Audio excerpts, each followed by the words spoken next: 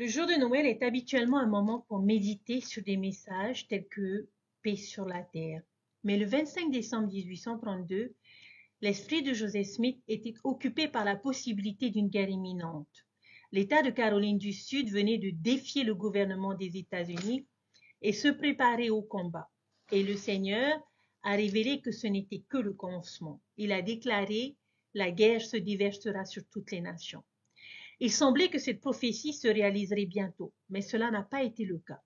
En quelques semaines, la Caroline du Sud et le gouvernement des États-Unis ont trouvé un compromis et la guerre a été évitée. Les prophéties ne se réalisent pas toujours au moment ou de la manière auquel nous nous attendons.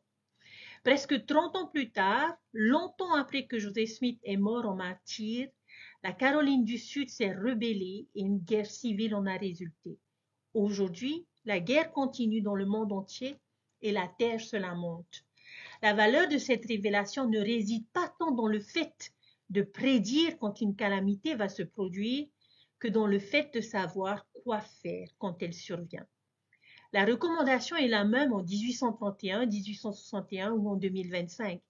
Tenez-vous en des lieux saints et ne vous laissez pas ébranler. Bonjour à tous, bienvenue sur Viens et suis-moi. Écoutez, prête l'oreille, je suis Vaya Priyar et je suis très heureuse de vous retrouver pour une nouvelle semaine, une nouvelle étude. Aujourd'hui, nous allons plonger dans 3 sections puissantes des Doctrines et Alliances, les sections 85, 86 et 87. Ces révélations données à Joseph Smith à la fin de l'année 1832 offrent des conseils intemporels sur la façon de vivre fidèlement dans un monde de plus en plus complexe et parfois chaotique. Les sections abordent des thèmes cruciaux tels que l'importance de nos annales spirituelles, la manière dont nous percevons et interagissons avec les autres et la recherche de la paix et de la sécurité face à l'incertitude et au conflit. Nos objectifs pour cette étude sont principalement d'essayer de comprendre l'importance de faire confiance à l'autorité divine et d'éviter d'affermir l'arche, apprendre la miséricorde et éviter les jugements prématurés en voyant le potentiel divin en chacun.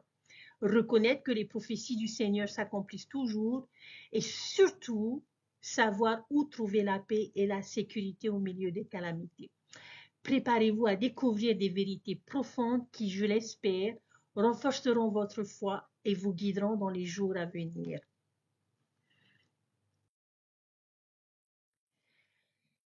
Très bien, commençons. Où pensez-vous trouver votre nom écrit? Dans quel endroit ou livre pourriez-vous le trouver? Il y a quelques réponses possibles. Dans un album de fin d'année scolaire, dans l'annuaire téléphonique, dans une application outil de l'Église qui contient l'annuaire d'une paroisse, dans le registre des instructeurs ou instructrices d'une classe que vous suivez, dans un recensement gouvernemental, sur un compte de réseau social. Il existe de nombreux endroits où l'on peut trouver son nom inscrit. La section 85, cependant, parle d'un endroit où l'on souhaite trouver son nom écrit. Et il est essentiel à notre exaltation que nous y trouvions notre nom écrit. Où est-il? En fait, il y a plusieurs bonnes réponses dans la section 85. Vous avez peut-être vu à la fin du verset 3 qu'il est question d'inscrire son nom parmi le peuple de Dieu. Le verset 5 parle d'inscrire son nom dans le livre de la loi de Dieu. Et il en va de même pour le verset 7 ainsi que pour le verset 11. Le verset 9 donne un autre nom à ce livre car il parle de tous ceux qui ne sont pas trouvés inscrits dans le livre de souvenirs. À quoi cela fait-il référence?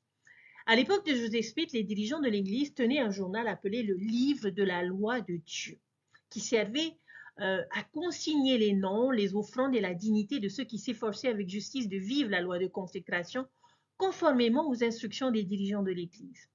Malheureusement, certains membres de l'Église s'étaient installés à Sion sans autorisation officielle et n'étaient pas disposés à vivre la loi de consécration conformément aux instructions de l'Église.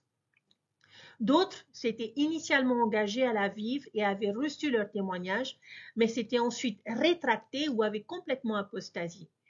Les dirigeants de l'Église de Sion, comme William W. Phelps, se demandaient comment réagir face à cette situation.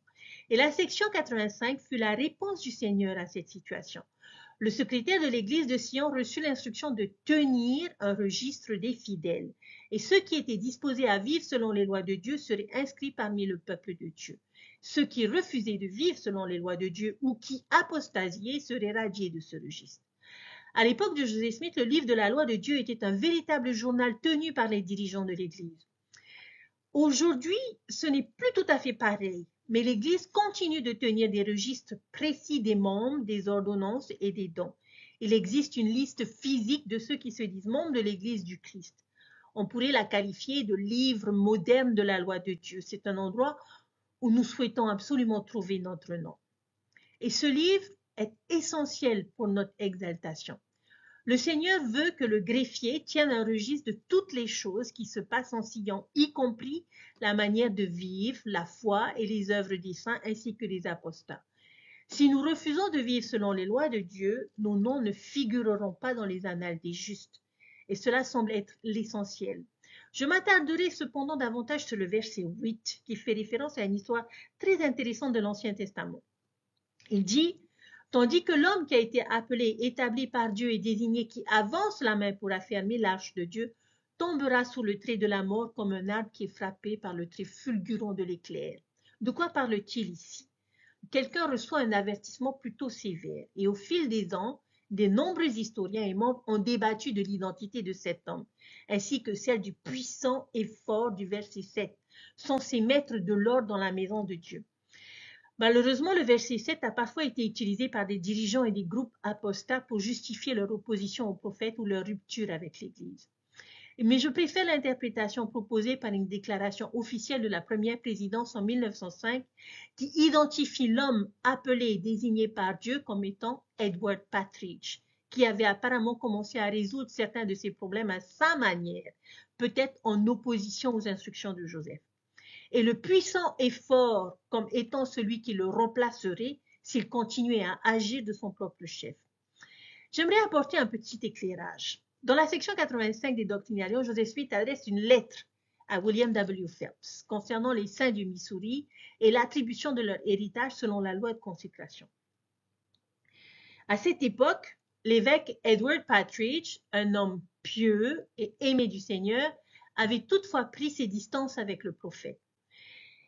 Il faisait partie de ceux qui s'opposaient parfois à ses décisions au point de vouloir affermir l'arche, c'est-à-dire corriger le prophète dans la gestion de l'Église.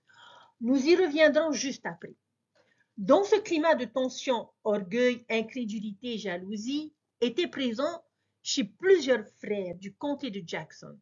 Et c'est dans ce contexte que le Seigneur révéla que si besoin, quelqu'un de puissant et de fort serait envoyé pour accomplir cette œuvre. Mais l'histoire ne s'arrête pas là. Par son repentir sincère, ses sacrifices et sa fidélité retrouvée, l'évêque Partridge fut épargné et le jugement fut atténué, et la prophétie concernant sa possible destitution ne se réalisa pas. De toute cette situation, chers frères et sœurs, je souhaiterais que nous retenions une chose importante.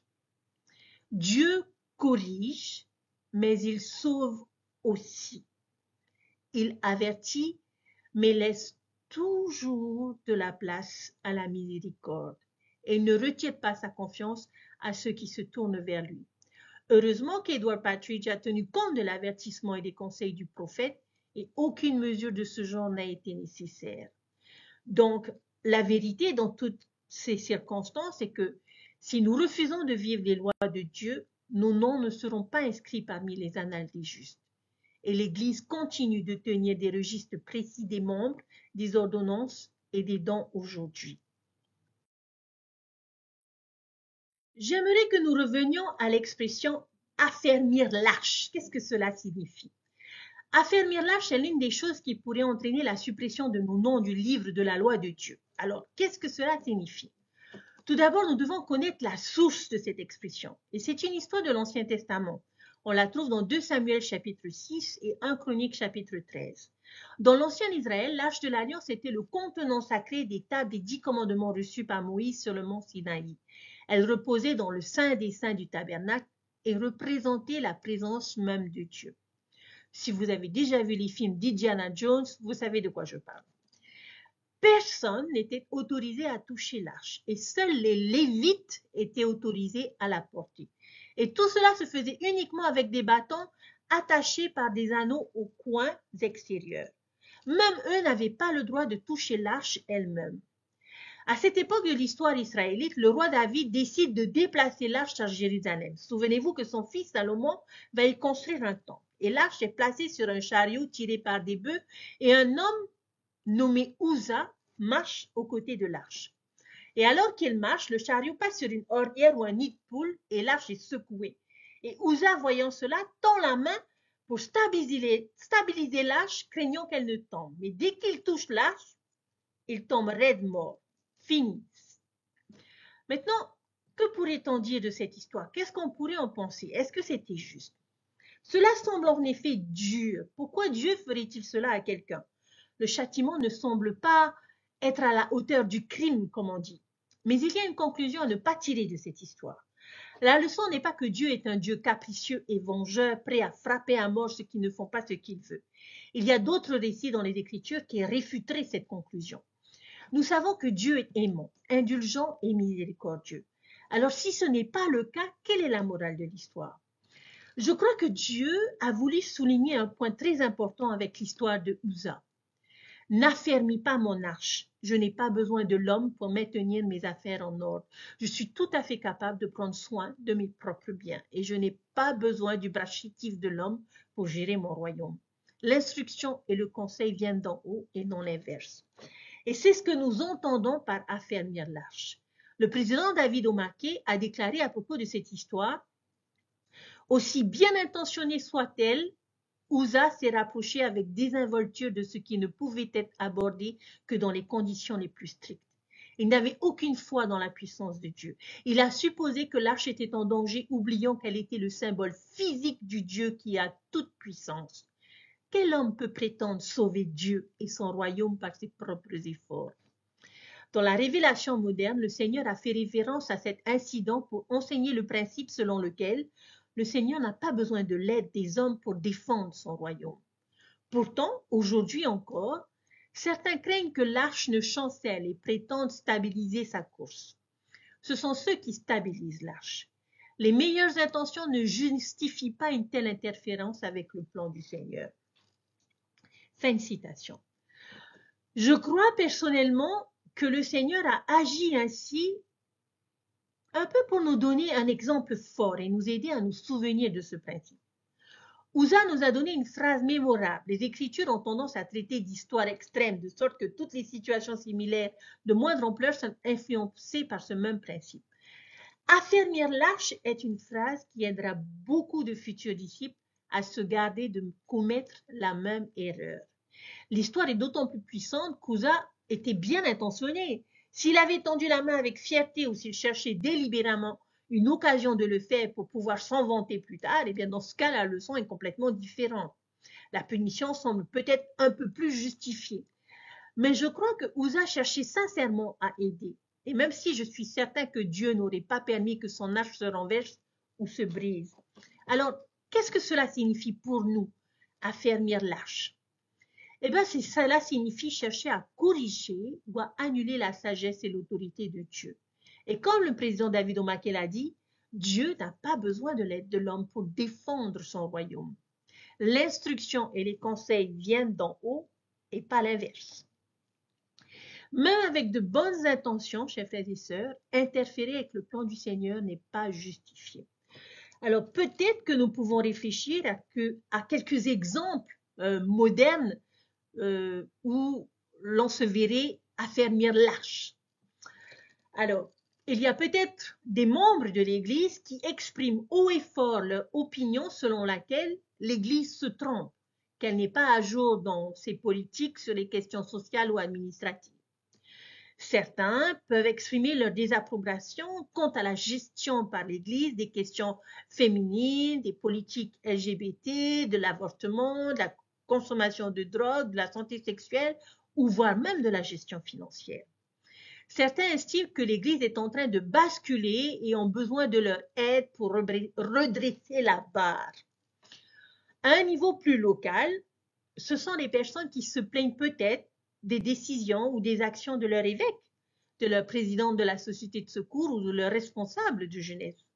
Je crois que dans la plupart des cas, ces membres sont bien intentionnés. Je ne dis pas que ces commentaires sont toujours totalement inappropriés.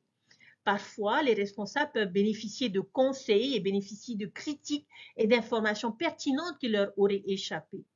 Les responsables ne sont pas parfaits, mais l'esprit dans lequel ils les présentent fait toute la différence. Si c'est proposé aux dirigeants comme un élément à considérer dans un esprit de critique ou d'information constructive, je pense que cela peut parfois être approprié et utile. Mais s'il s'agit d'une déclaration flagrante d'actes répréhensibles, d'une exigence de changement ou d'un tollé public de désapprobation envers leur entourage, alors ça, c'est un élément pour affermir l'arche. Malheureusement, ces personnes qui se lèvent pour affermir l'arche meurent souvent.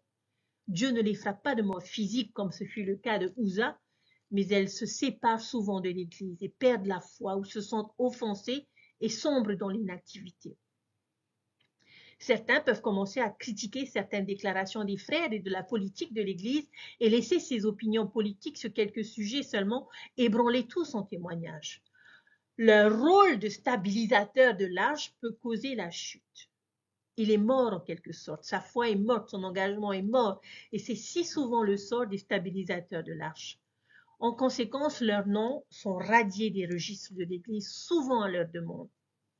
Un autre exemple pour affermir l'arche serait lorsque des personnes décident de vivre l'Évangile ou les commandements à leur manière, selon leurs propres conditions, plutôt que celles de Dieu. Elles veulent les bienfaits de l'obéissance et du disciple sans les responsabilités qui vont avec. Si je veux obtenir un permis de conduire, je dois répondre à certains critères précis, n'est-ce pas? Sinon, il me sera refusé. Si je veux voyager en avion, je ne peux simplement pas décider d'éviter les contrôles de sécurité à l'aéroport parce que c'est trop compliqué. Nous devons suivre des instructions si je veux pouvoir me rendre à destination. Et c'est la même chose avec les commandements. Certains peuvent penser qu'ils devraient pouvoir aller au temple sans payer la dîme. D'autres peuvent penser qu'ils devraient pouvoir accomplir des ordonnances pour les membres de leur famille alors qu'ils ne mènent manifestement pas un style de vie digne. Certains diront peut-être que boire du café, porter des vêtements incompatibles avec les vêtements du temple ou recourir à des pratiques commerciales malhonnêtes pour progresser dans leur secteur ne représente pas un problème majeur. À long terme, chers frères et sœurs, cette stratégie ne fonctionnera tout simplement pas. Et je crains que l'adversaire ne continue à nous pousser petit à petit toujours plus loin jusqu'à ce que nous nous éloignions de la sécurité de la barre de fer. Quelque chose meurt lorsque nous décidons d'affermir l'arche et de faire les choses à notre manière. Jésus a averti, celui qui n'entre pas par la porte dans la bergerie, mais qui y monte par ailleurs est un voleur, est un brigand. On pourrait dire qu'ils affermissent l'arche. Au lieu de nous fier à notre propre sagesse, nous pouvons nous fier à celle de Dieu. Alors, chers frères et sœurs, s'il y a une vérité que je souhaiterais que vous reteniez, c'est que lorsque nous cherchons à conseiller Dieu ou ses dirigeants désignés, nous nous exposons à une mort spirituelle. Y a-t-il des domaines dans notre vie où nous cherchons à affermir l'arche de Dieu? Que pouvons-nous faire à la place? J'espère du fond du cœur, chers frères et sœurs, que nous pourrons tous éviter les dangers liés à la stabilisation de l'arche. Je nous invite à la plus grande prudence quant à la critique de la façon dont Dieu dirige son univers et son royaume. Stabilisons-nous nous-mêmes, affermissons-nous nous-mêmes plutôt que d'affermir l'arche. Et si nous le faisons, un jour, Dieu fera l'appel des noms de ceux qui sont inscrits dans son livre de souvenirs ou le livre de sa loi. Et comme il serait bouleversant de ne pas entendre nos noms parmi les justes. Et je ne veux pas que cela se produise lors de l'appel céleste. Puissions-nous tous entendre nos noms proclamés avec amour de la bouche du Seigneur. Lorsque je cherche à conseiller Dieu ou ses dirigeants désignés, je me mets en danger de mort spirituelle.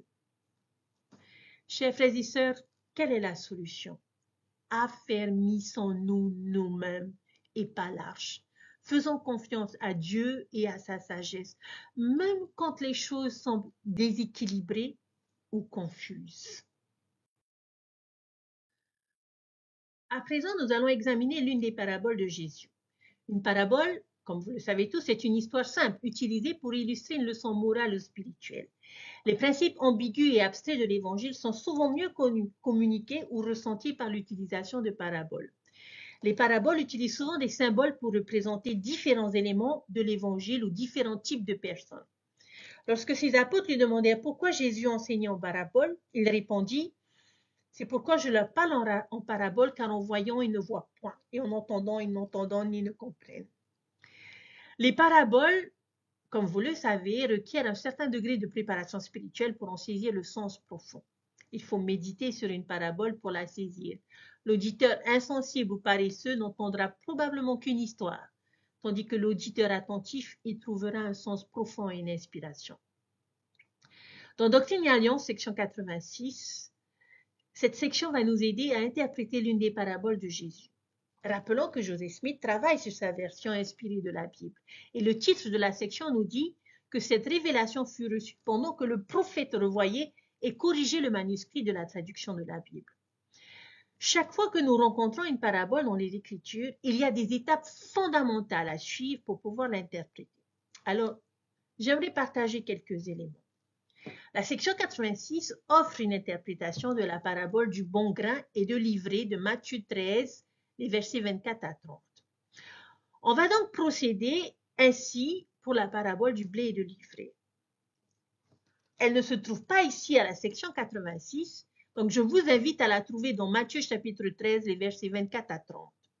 J'ai déjà fait cette première étape pour vous. Voici ce que je considère comme les éléments importants de la parabole.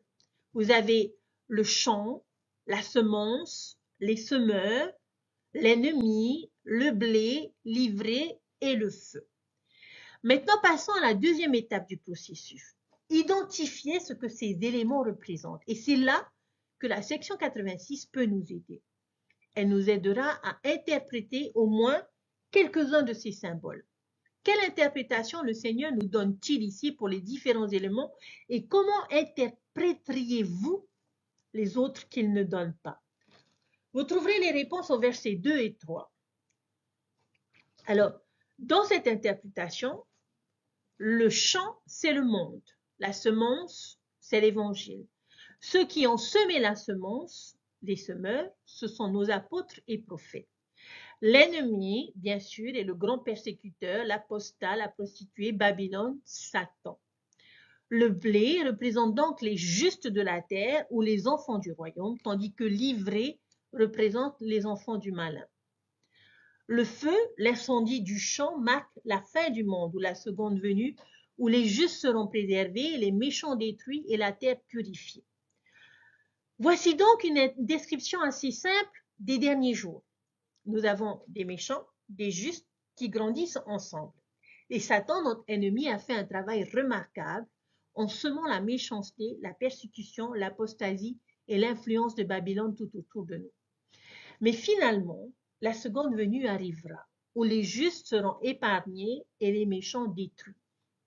Je pense que c'est un résumé assez simple. Mais cette parabole, chers frères et sœurs, a plus à offrir.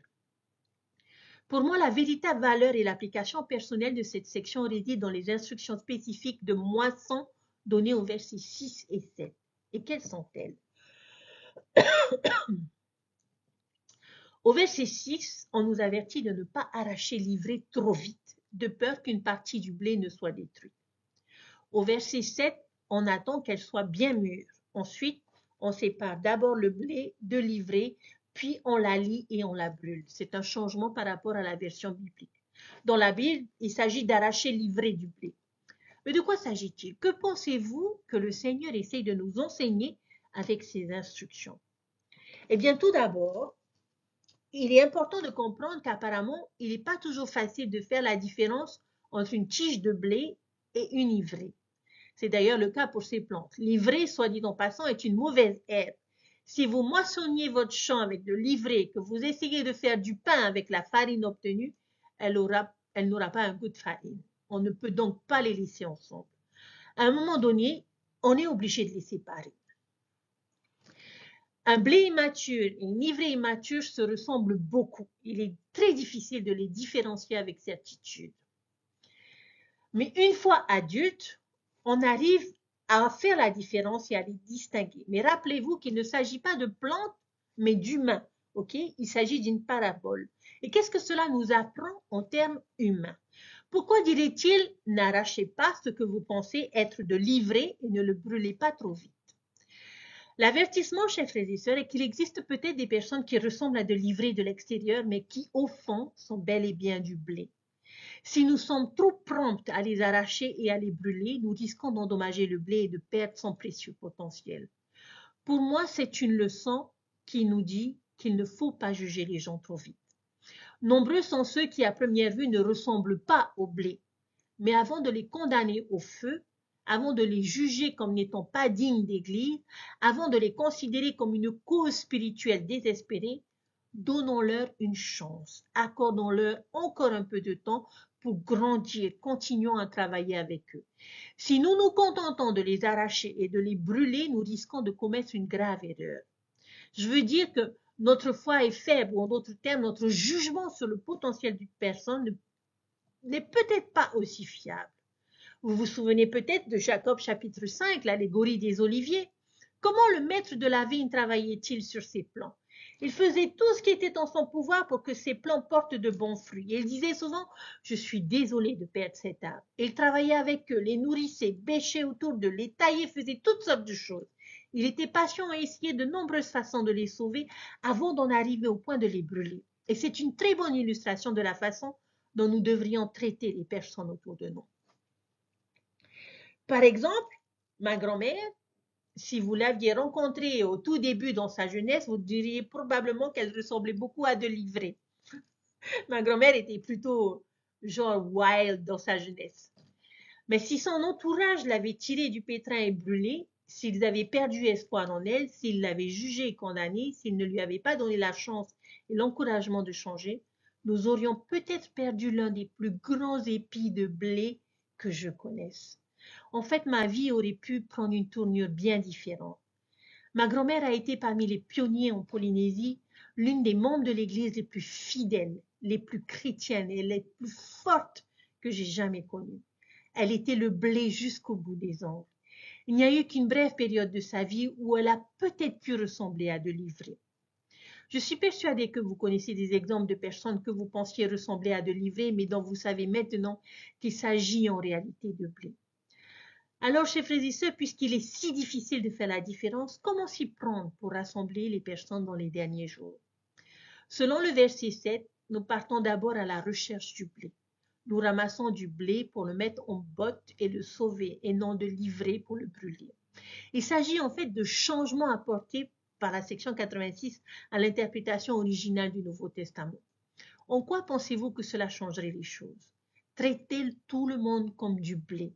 Présumez que quelle que soit leur apparence extérieure, ils sont en réalité du blé à l'intérieur. J'ai peur, chers frères et sœurs, qu'en cherchant l'ivraie, nous risquions de passer à côté d'innombrables occasions de bénir et d'influencer les autres.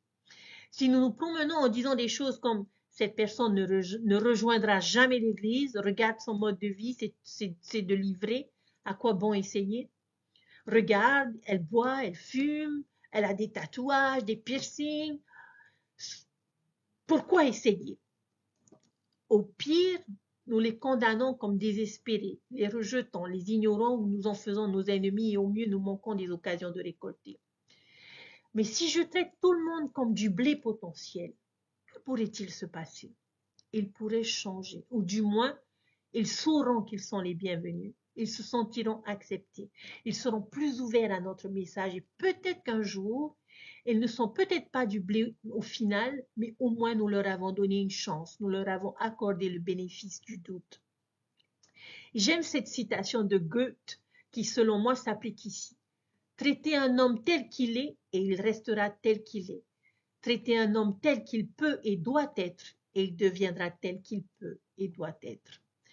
La vérité, chers frères et sœurs, est que nous devrions être lents à juger les autres, car nous pourrions nous tromper sur le potentiel d'une personne.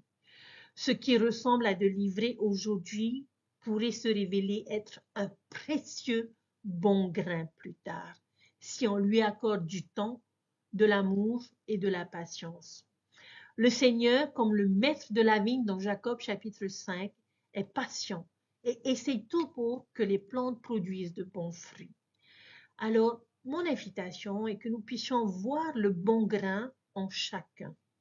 Traitons chacun comme un potentiel bon grain quelle que soit son apparence extérieure. Cela ouvre les portes au changement et à l'acceptation. Je vous invite à réfléchir, chers frères et sœurs, à quelqu'un dans votre vie qui, à première vue, pourrait ressembler à de l'ivraie, mais qui pourrait en fait être du bon grain déguisé. Comment pourrions-nous les traiter différemment cette semaine? J'espère que nous pourrons toujours supposer que ceux que nous rencontrons et connaissons sont du blé, même s'ils ne semblent pas en avoir l'apparence. Voyons le blé en chacun, ne perdons jamais espoir en eux et ne portons jamais de jugement définitif sur les gens. Vous pourriez bien être surpris un jour d'apprendre qu'ils étaient du blé depuis toujours. Et j'espère que nous serons assez humbles pour admettre que notre foi est faible et que nous ne sommes pas toujours les meilleurs juges du potentiel. Je prie pour que nous puissions tous rechercher le meilleur chez chacun et que beaucoup soient rassemblés et placés dans la grange de notre Seigneur. J'aimerais aborder un autre principe rapide tiré des derniers versets de la section 86. Les versets 8 à 11 sont chargés d'une mission importante pour les membres de l'Église. Chaque famille de l'Église a une histoire de pionnier, qu'elle se soit déroulée en 2019 ou en 1847. Et se souvenir et partager ses héritages de foi est une force. La section 86, versets 8 à 11, évoque le lien que nous entretenons avec les pionniers de notre foi. Vous y trouverez des mots comme lignée, père, héritier. Ici, le Seigneur nous rappelle notre héritage de foi. Et il va maintenant se concentrer sur un aspect de cette foi qui est la prêtrise. Mais je pense qu'on pourrait tout aussi bien y substituer les mots évangile, foi ou vérité. C'est l'idée générale qui me semble la plus puissante. Nos ancêtres, depuis les pionniers de notre propre famille jusqu'à Abraham, Isaac et Jacob, ont été bénis par cette prêtrise, cet évangile, cette foi, cette vérité et les ont adoptés.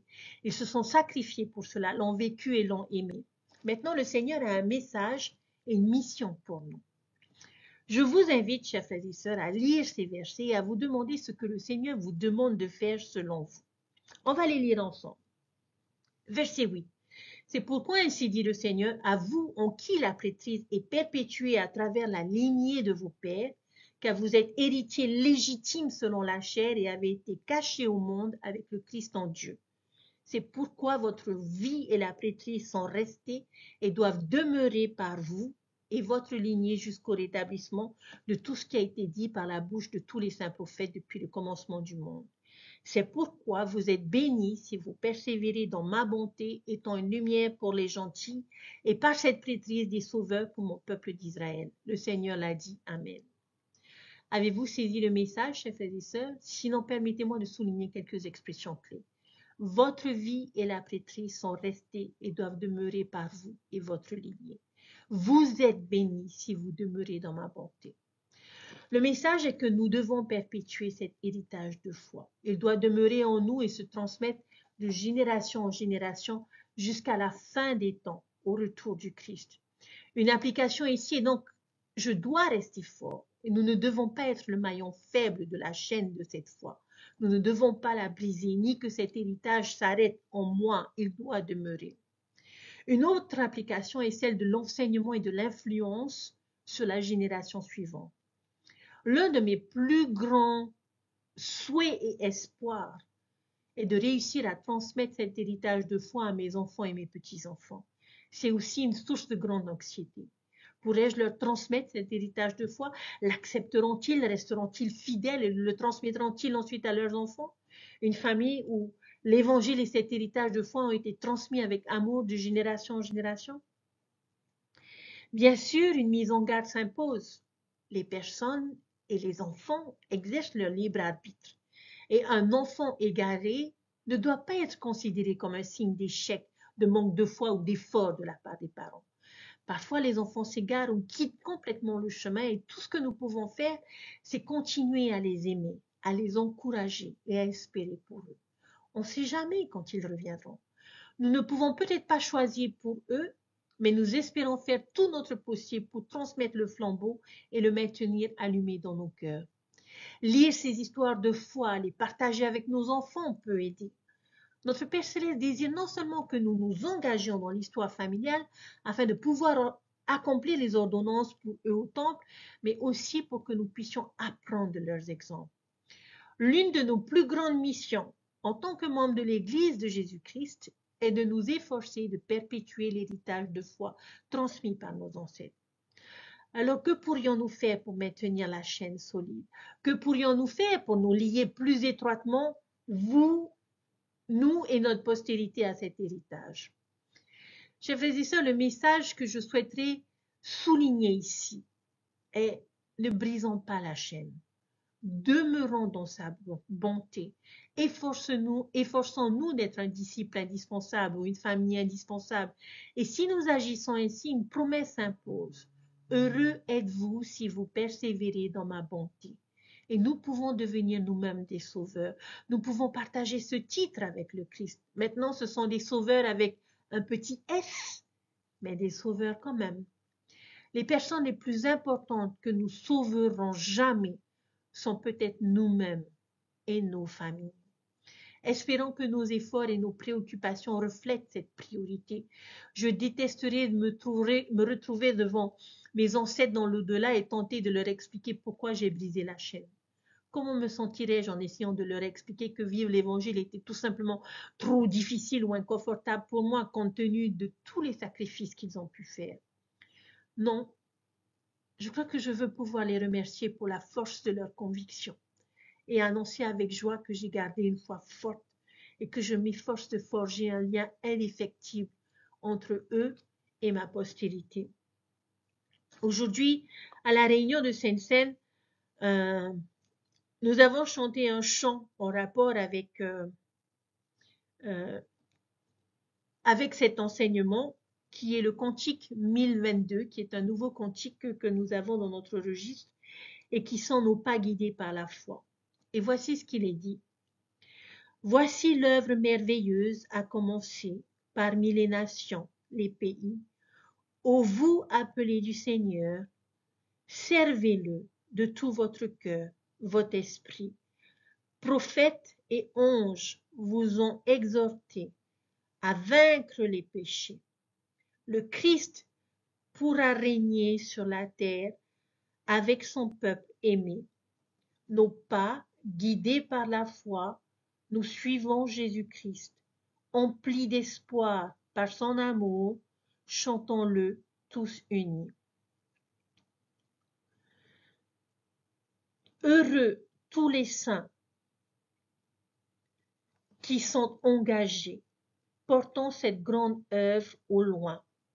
Ils ont au Seigneur donné tout leur esprit, leur cœur, leur sagesse et leurs mains. Exemple puissant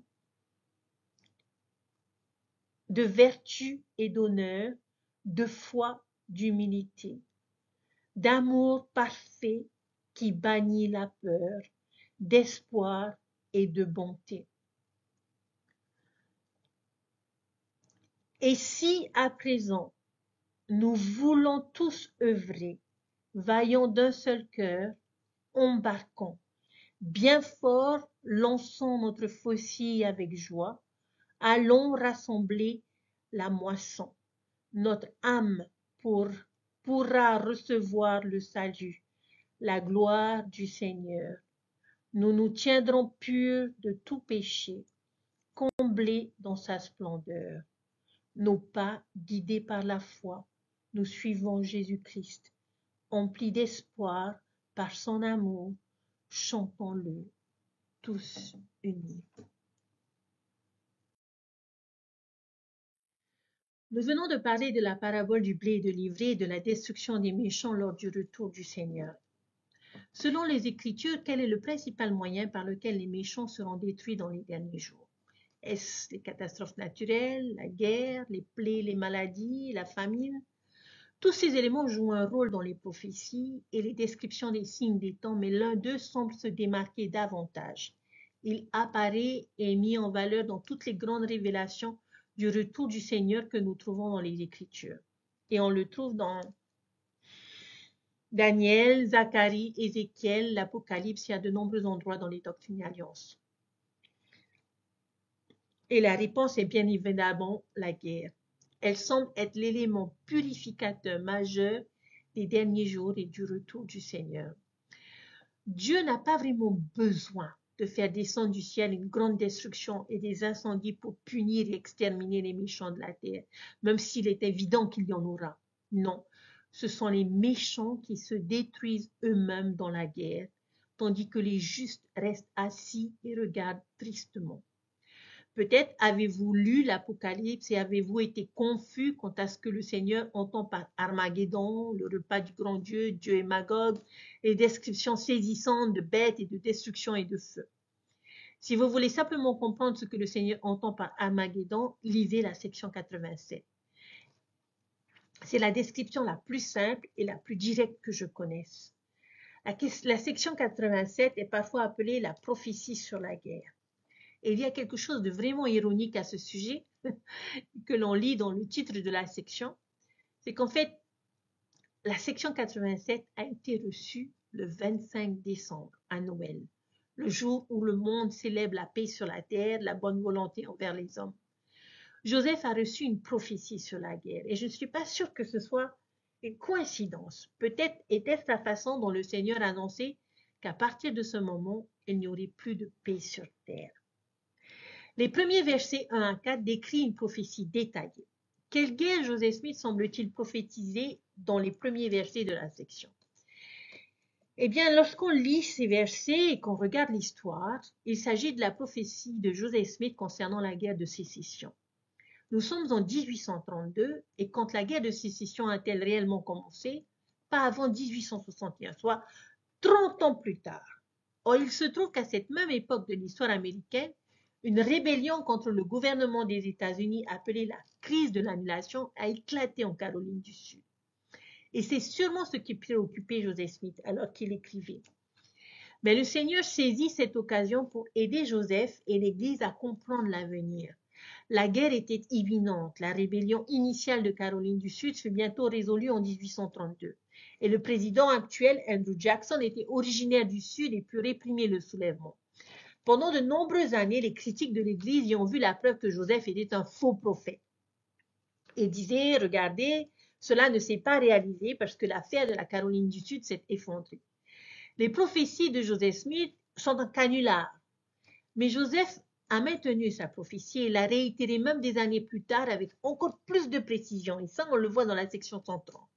Et il faudra encore près de 20 ans avant que cette prophétie ne s'accomplisse. Et effectivement, quel État a vu la toute première bataille de la guerre de sécession? Les premiers coups de feu du conflit ont été tirés à Fort Sumter, près de Charleston, en Caroline du Sud. Certains pourraient arguer que de nombreux Américains à l'époque pensaient qu'un jour un conflit éclaterait entre les États du Nord et du Sud au sujet de l'esclavage, que ce n'était pas une révélation majeure. Mais le fait qu'il ait pu identifier et annoncer avec une telle certitude 20 ans plus tôt l'état exact où le conflit éclaterait est vraiment remarquable et devrait faire réfléchir même les critiques les plus sceptiques. Pour moi, ce n'est qu'un élément parmi tant d'autres de la vocation prophétique de Joseph Smith. Y avait-il des preuves que cette section parle de plus d'une guerre spécifique? La réponse à cette question est oui. Je crois qu'il existe de nombreuses preuves que cela ne se limite pas à la guerre de sécession. Il s'agit d'une prophétie annonçant le début de nombreuses guerres. Remarquez au verset 1. En vérité, ainsi parle le Seigneur concernant les guerres qui vont bientôt éclater, commençant par la rébellion de la Caroline du Sud. Le verset 2 prévient ensuite que le temps viendra où la guerre se déversera sur toutes les nations. Comment tout cela commencera-t-il? Comme nous l'avons déjà mentionné, avec la rébellion de la Caroline du Sud. Les États du Sud se diviseront contre les États du Nord, puis les États du Sud appelleront la Grande-Bretagne, ce qui se produisit, et alors la guerre se déversera sur toutes les nations. En d'autres termes, la guerre de sécession marquerait le début d'une nouvelle ère de guerre. Elle en serait le point de départ, signe que le monde était entré dans une nouvelle ère, une ère de guerre sans précédent. La guerre de sécession a-t-elle marqué un tournant dans la guerre mondiale? Je dirais que bien que certains historiens soutiennent que la première des guerres est la Première Guerre mondiale, la grande majorité considère la guerre de sécession américaine comme la première guerre moderne. L'amélioration de la précision des armes, la construction de navires blindés et d'autres avancées technologiques ont rendu la guerre de sécession différente de toutes celles qui l'avaient précédée. Ces innovations ont entraîné des pertes massives sans précédent et depuis lors, les guerres n'ont fait qu'augmenter en sang et en destruction. En fait, je crois que ces versets décrivent même les différents types de guerres qui allaient se produire et qui se produiront encore à l'avenir. Par exemple, les États du Sud divisés contre les États du Nord. Quel type de guerre s'agit-il? Des combats au sein d'une nation spécifique. C'est une guerre civile. Les États-Unis ne sont pas le seul pays à avoir connu ce type de guerre. Est-ce que vous en connaissez d'autres qui ont eu lieu depuis? De mémoire récente, je dirais la Corée, l'ex-Yougoslavie, l'Ouganda, la Colombie, le Soudan, la Syrie sont autant d'exemples de guerres civiles. Alors, comment appelle-t-on une guerre qui s'étend à toutes les nations? Eh bien, ce sont des guerres mondiales ou des guerres d'alliance où non seulement deux nations sont impliquées, mais où des alliés s'unissent et combattent sur des théâtres d'opérations gigantesques partout dans le monde. Des exemples de ce genre de guerre, eh bien, nous avons la Première Guerre mondiale, la Seconde Guerre mondiale, et je considérais même la guerre moderne contre le terrorisme comme un autre type de guerre mondiale. Puis nous avons le verset 4. Quel genre de guerre s'agit-il? Lorsque des peuples opprimés se soulèvent contre leurs oppresseurs pour se libérer. Ce serait une rébellion ou une guerre révolutionnaire. Peut-on citer des exemples de ce genre de guerre depuis la guerre de sécession? Eh bien, je pense que la Russie a été témoin de cela. L'Inde, de nombreux pays africains, Cuba, la Chine, le Nicaragua et bien d'autres. La prophétie de Joseph Smith décrit très bien notre monde, n'est-ce pas? Alors, une question que l'on peut se poser, quel sera le résultat final de ces guerres? Les résultats sont présentés au verset 6. Ces guerres annonceront les signes et les calamités des derniers jours qui finiront par entraîner la fin définitive de toutes les nations. C'est pourquoi je ne crois pas que l'Armageddon décrit dans l'Apocalypse soit une simple grande bataille terrestre où toutes les nations s'affronteraient sur un champ de bataille en Israël, même si je suppose que cela peut être une possibilité, mais peu probable. Ce n'est plus vraiment la façon dont on fait la guerre aujourd'hui. Je crois qu'Armageddon est une réalité actuelle. C'est la conglomération de tous les conflits sanglants qui ont eu lieu et qui ont lieu sur Terre depuis le début du 19e siècle. En fait, au moins 47 conflits armés majeurs ou mineurs se déroulent actuellement dans le monde. Notre monde a certainement connu de nombreuses effusions de sang au cours des 200 dernières années. Parallèlement à ces guerres, nous assisterons également à des tremblements de terre, des famines, des tonnerres et des éclairs, tant littéraux que spirituels dans les jours à venir. Ces guerres finiront par entraîner la fin de toutes les nations, comme Daniel l'a prophétisé dans son rêve. Et la seule nation qui subsistera sur terre sera le royaume de Dieu. Il y a donc une dernière question que l'on peut se poser, et peut-être la plus importante. Cette section décrit un problème majeur auquel nous serons confrontés dans les derniers jours, la dévastation causée par la guerre. Mais je garde toujours à l'esprit l'une de mes citations préférées que je ne cesse de vous répéter. Les Écritures ne présentent jamais un problème sans qu'une solution soit apportée de main. Eh bien, une solution nous est présentée dans la section 87. Laquelle? Elle se trouve au verset 8. C'est pourquoi tenez-vous en un lieu saint et ne vous laissez pas ébranler jusqu'à ce que le jour du Seigneur vienne. Car voici, il vient rapidement, dit le Seigneur. Amen. Voilà la solution. Nous devons nous tenir debout ou prendre position dans nos lieux saints. Et c'est une expression que nous avons déjà vue dans Doctrine et Alliance et nous en avons discuté en détail lorsque nous avons étudié la section 45. Mais si vous vous souvenez de notre discussion, vous vous souviendrez que nous avons croisé Ésaïe 4, versets 5 et 6 pour une description des trois principaux lieux saints des derniers jours. Nos foyers, nos églises et nos temples. Nos foyers où nous vivons l'Évangile, nos églises où nous nous réunissons et nos temples où nous faisons des alliances sacrées. Je sais que pendant longtemps, je me suis demandé pourquoi est-ce que l'Église semblait nous demander autant de temps. Les réunions dominicales, l'apprentissage de l'Évangile, le séminaire, l'institut, le culte au temple, les activités, la conférence générale, les veillées, les émissions, la prière personnelle et familiale, l'étude personnelle et familiale des Écritures, etc. Je pense que cela s'explique en partie par le fait que toutes ces choses nous attirent vers la sécurité de nos lieux saints. Plus nous y passerons du temps et mieux nous nous porterons, et plus nous serons protégés et isolés de l'influence et des conflits du monde qui nous entoure. Le Seigneur peut nous révéler des événements futurs par l'intermédiaire de ses prophètes, et toutes les paroles du Seigneur à ses prophètes, nous le savons, s'accomplissent. L'expérience d'Orson Pratt, qui a persévéré dans sa foi malgré les moqueries sur l'accomplissement de cette prophétie, est un exemple de foi et de patience. Les résultats de ces guerres décrits en Doctrine et Alliance, section 87, incluent des lamentations, la famine, la peste, les tremblements de terre, les fléaux qui conduiront à la destruction complète de toutes les nations, à l'exception du royaume de Dieu. Et face à cette prophétie, le Seigneur ne nous laisse pas sans espoir. Il offre cette solution au verset 8. Tenez-vous en des lieux saints et ne vous laissez pas ébranler jusqu'à ce que le jour du Seigneur vienne. Au milieu de la guerre et du chaos croissant, notre plus grande sécurité se trouve en demeurant ferme en des lieux saints. Plus nous passons du temps dans ces lieux et plus nous serons protégés des influences et des conflits du monde. Les paroles des prophètes peuvent aussi être un lieu saint. Se tenir en des lieux saints, chers frères et sœurs, signifie également rester fidèle au Seigneur et à ses prophètes, même lorsque d'autres ne sont pas d'accord. En plus de ces lieux, je crois que chacun de nous peut en trouver beaucoup plus. Notre première réflexion peut être de considérer le mot lieu comme désignant un cadre physique ou un lieu géographique. Cependant, un lieu peut être une condition, une position ou un état d'esprit particulier.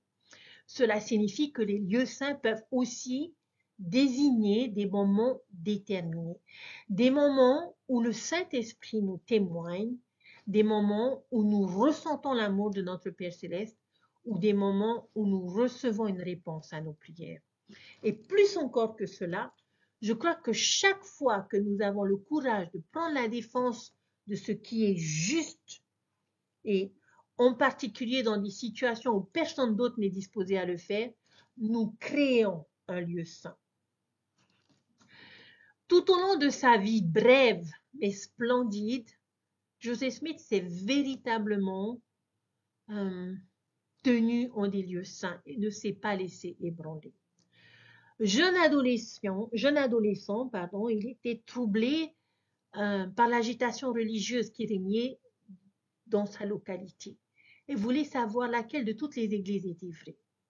La zone boisée qui se trouvait près de chez lui est devenue un lieu saint quand il s'est agenouillé au milieu des arbres et a fait sa première prière à voix haute. Il a reçu une réponse à sa prière et aujourd'hui, les saints des derniers jours appellent ce bois le bosquet sacré. Un autre lieu saint de la vie de Joseph Smith était sa chambre. Cela peut être difficile à croire car comme beaucoup d'entre nous, il partageait sa chambre avec ses frères et sœurs. Mais elle est devenue un lieu saint quand il y a prié avec beaucoup de foi, d'humilité et de ferveur. Et il raconte, après m'être mis au lit pour la nuit, je commençais à prier et à supplier le Dieu Tout-Puissant de me pardonner tous mes péchés, toutes mes sottises. Les 3 années qui s'étaient écoulées depuis que Joseph avait eu la vision dans le bosquet sacré n'avaient pas été faciles. Joseph, qui était alors âgé de 17 ans, avait subi des moqueries, des railleries et des brimades à n'en plus finir. Mais ce soir-là, dans sa chambre, l'ange Moroni lui est apparu et s'est adressé à lui en réponse à ses supplications. Joseph a reçu de la connaissance et du réconfort. Cette nuit-là, sa chambre est devenue un lieu saint. Un autre lieu saint inattendu de la vie de Joseph Smith est pour moi la prison de Liberty.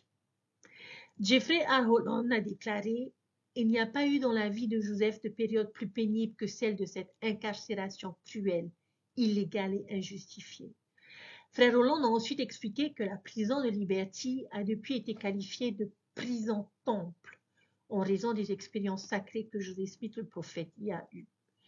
Peut-être certains d'entre vous avez votre propre prison de liberté, c'est-à-dire une situation dans laquelle vous êtes exposé à des humiliations, où vous ne ressentez pas de bonté, où l'on se moque de vous, où on vous blesse physiquement. À chacun d'entre vous, je vous dédie ces paroles de Frère Hollande.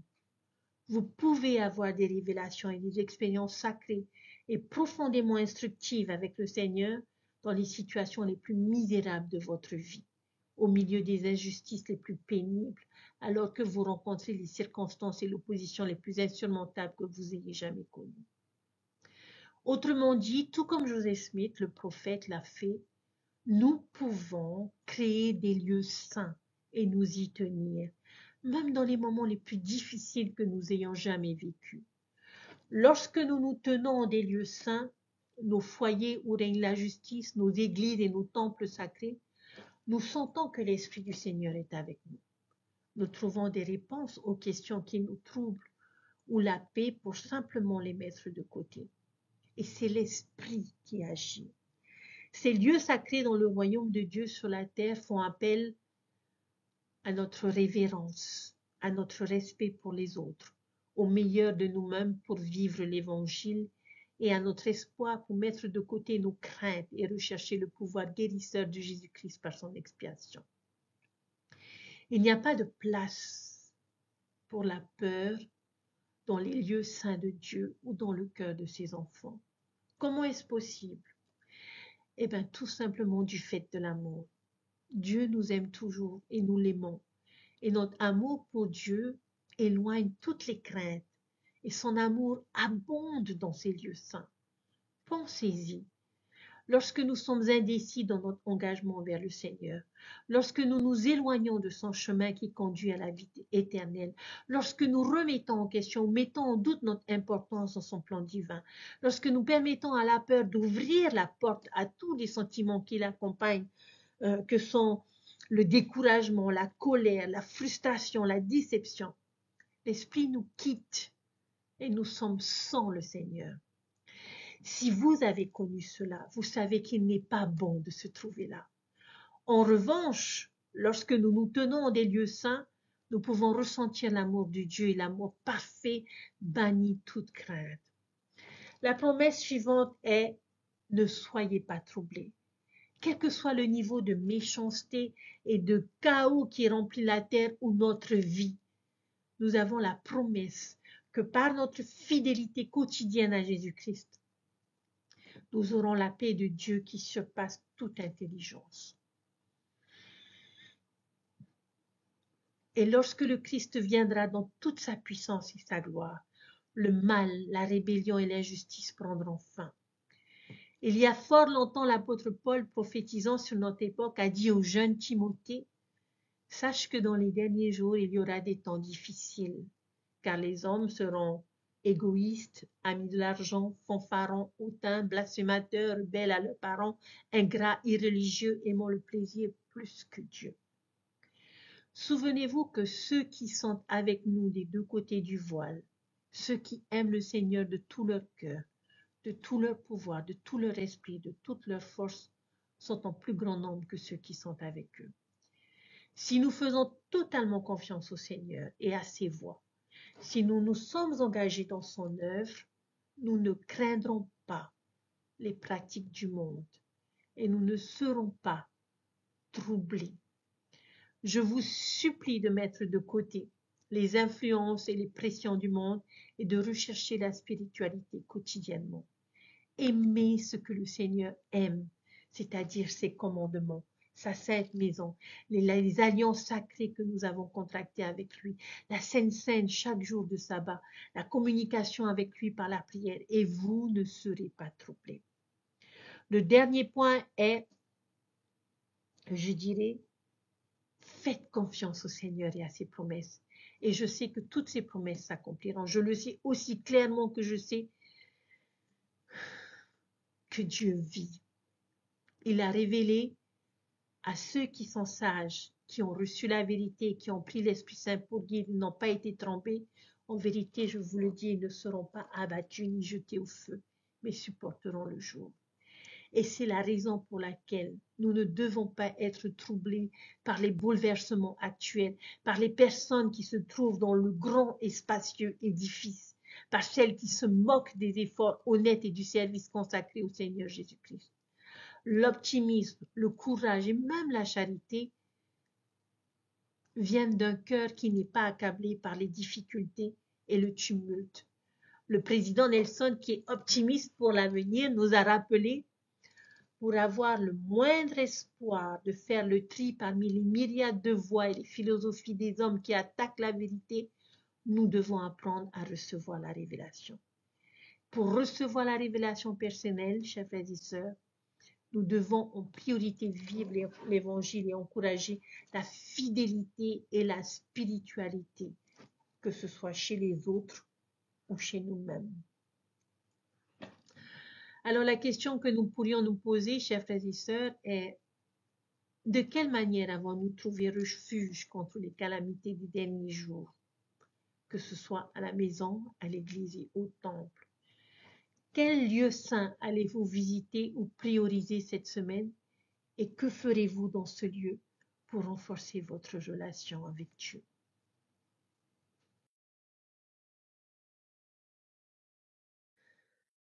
Mes chers frères et sœurs, pour conclure, j'aimerais vous partager un exemple concret et puissant qui illustre parfaitement le principe que nous avons parlé à la fois au sens littéral et au sens spirituel. Nous connaissons tous les souffrances qu'ont endurées les premiers saints de cette dispensation. Ils furent persécutés, chassés de ville en ville, de New York à Kirtland, puis du Missouri à Nauvoo. À chaque fois, ils ont dû abandonner leur foyer et recommencer ailleurs.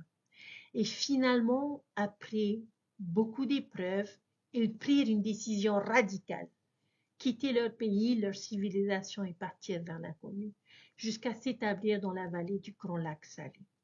Là, au milieu du désert, ils purent vivre leur foi, cultiver la terre et élever leur famille dans une paix relative. Et lorsqu'éclata la guerre civile aux États-Unis, comme Joseph Smith l'avait prophétisé, les saints furent largement épargnés, tandis que le nord et le sud s'entre-déchiraient. Les saints restaient unis, paisibles et fidèles. Et je crois qu'il en sera de même dans les derniers jours. Lorsque le mal s'élèvera contre le mal, comme lors d'Armageddon, Sion n'aura pas à lever le bras. Elle restera ferme, immobile, témoin attristé de la destruction du monde. Mais cela ne signifie pas qu'il n'y aura pas de souffrance. On pourrait objecter: mais de nombreux membres de l'Église ont combattu et sont morts dans les conflits. N'étaient-ils pas justes eux aussi? Je crois que si, ils l'étaient, car la véritable guerre que nous livrons aujourd'hui, chers frères et sœurs, n'est pas d'abord une guerre de nation, mais une guerre de principes.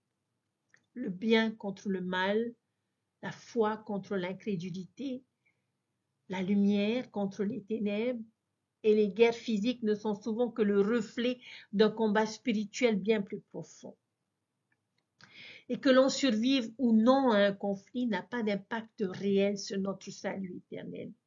Les Écritures nous appellent à nous tenir dans des lieux saints et à ne pas être ébranlés, car les justes, même s'ils tombent, ressusciteront au matin de la première résurrection pour goûter à la paix du millénium. Le mal se détruit par lui-même, mais les justes, eux, s'en sortent spirituellement indemnes. Et c'est ma prière pour chacun d'entre vous, que nous puissions trouver refuge dans la sécurité de nos lieux saints, qu'aucune tempête, qu'aucun vent contraire ne nous éloigne de l'alliance. Frères et sœurs, nous vivons à une époque où tout semble instable, mais nous savons où nous tenir. Nous savons qui nous sommes et nous savons en qui nous avons mis notre foi. Alors, comme les pionniers, comme l'évêque Partridge et comme tous les saints fidèles de cette dispensation, restons attachés à nos alliances, restons fidèles aux prophètes et demeurons dans des lieux saints jusqu'à ce que le Seigneur revienne.